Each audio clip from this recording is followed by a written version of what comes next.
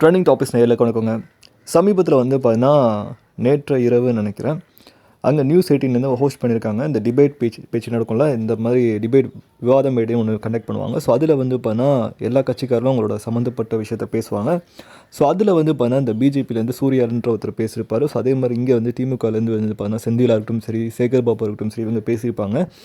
So இவங்க வந்து அவங்க சைடில் என்ன சொல்கிறாங்க, அவங்க வந்து பேசிகிட்டு இருக்கும்போது வெளியே வந்து எங்களால் பேச்சுக்களை வந்து சமாளிக்க முடியாமல் வெளியே இப்போ வெயிட் பண்ணி அவங்க வந்து என்னை அட்டாக் பண்ணாங்க, தாக்குதல் நடத்தினாங்க, அதுதான் வந்து திமுகவோட அரசியல் அப்படின்ற மாதிரி பேசியிருப்பாங்க. ஸோ அதே மாதிரி திமுக இருக்கக்கூடிய நபர்கள் என்ன சொல்கிறாங்க பார்த்தீங்கன்னா, சேகர் பாபுவும் சரி, செந்திலும் சரி, ஒருமையில் அவங்க தப்பாக பேசியிருக்காங்க. ஸோ அதனால தான் வெளியே வந்து பிரச்சனையாக இருக்குது, அதனால தான் ஆர்ப்பாட்டம் மேற்கொண்டிருக்காங்க அப்படின்னு சொல்கிறாங்க.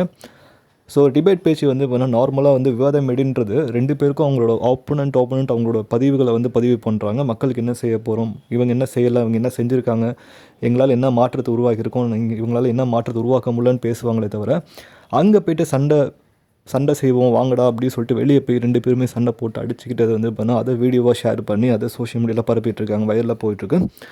ஸோ அது பார்க்கும்போது வந்து எதிர்கட்சியாக இருந்தாலும் சரி, ஆளுங்கட்சியாக இருந்தாலும் சரி, சபை நாகரிகமும் இருக்கட்டும், அதுக்கப்புறம் வெளியில் வந்து நம்ம நடக்கிற விஷயமும் இருக்கட்டும், செந்தில் வந்து நல்லவருங்க, அவர் வந்து இந்த மாதிரி தப்பாக பேசவே மாட்டாருங்க, உரிமையில் யாரும் பேச மாட்டாருங்க, இவங்க தான் வந்து தூண்டுதல் பண்ணியிருக்காங்க அப்படின்னு சொல்லிட்டு இவங்க சைடில் பேசுகிறாங்க.